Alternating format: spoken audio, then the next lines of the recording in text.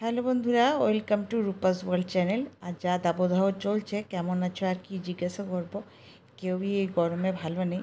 তো যাই হোক, এই রোদ মাথায় নিয়ে এখন আমি আর রিওর পাপা চললাম বাজার। রিওর পাপা আমাদেরকে নামিয়ে চলে যাবে অফিসে, আর আমরা একটু বাজারে কাজ করব।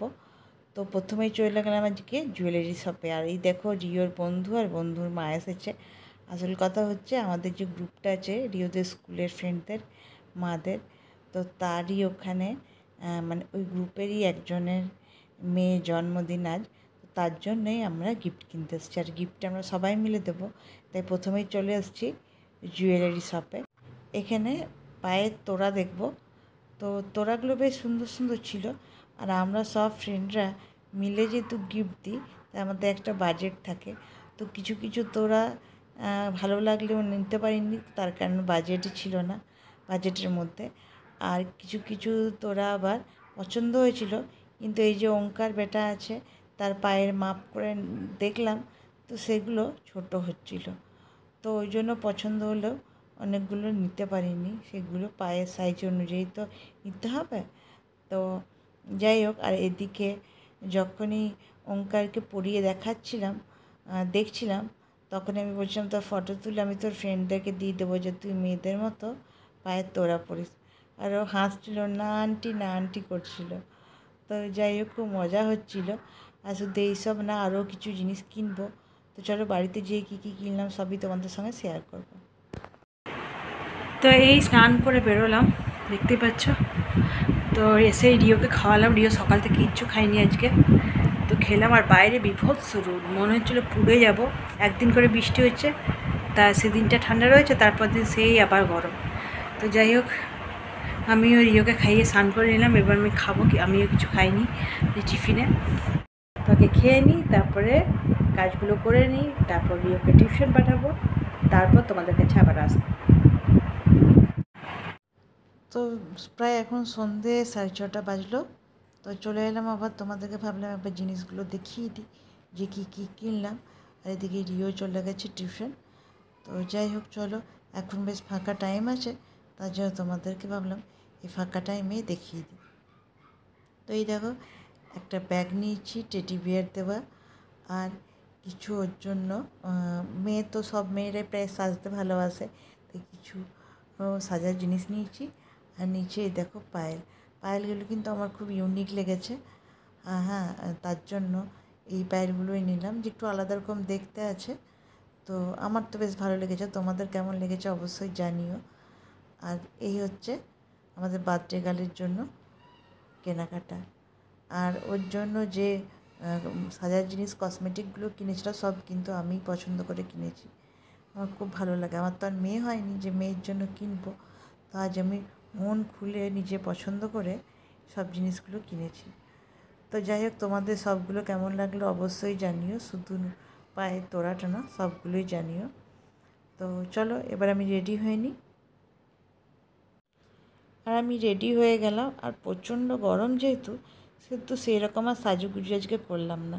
শুধু দুটো কানের হালকা লিপস্টিক আর একটু টিপ পরে নিয়েছি।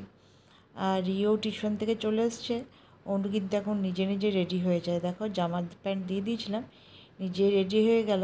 আর বললাম যে একটু চুলটা ছাড়িয়ে দিই, বললো না মাম্মা আমি বড়ো হয়ে গেছি, আমি নিজেই চুল ছাড়িয়ে নেবো।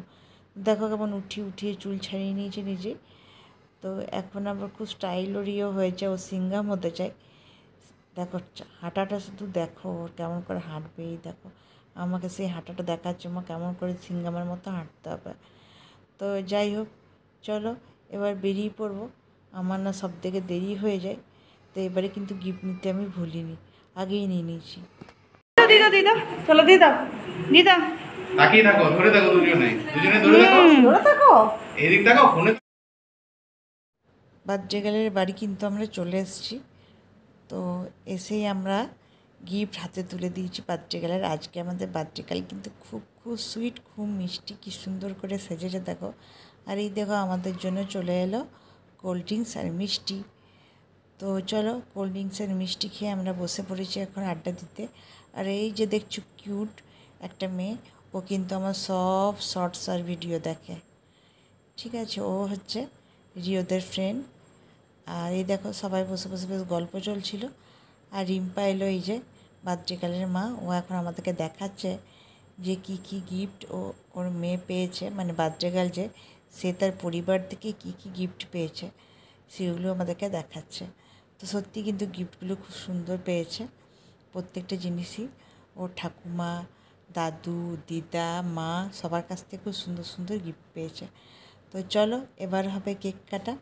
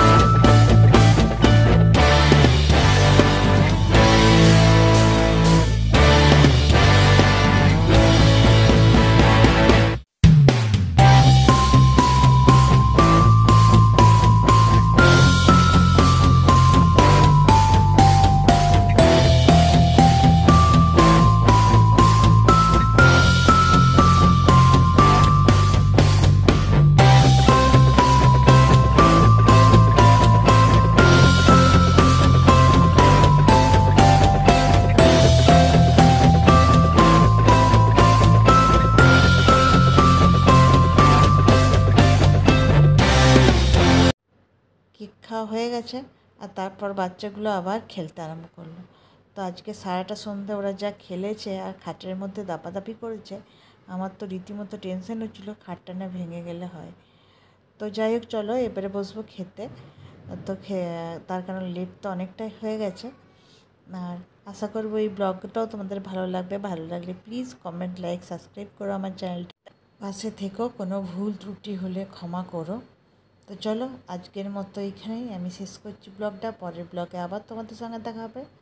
ততক্ষণের জন্য টাটা।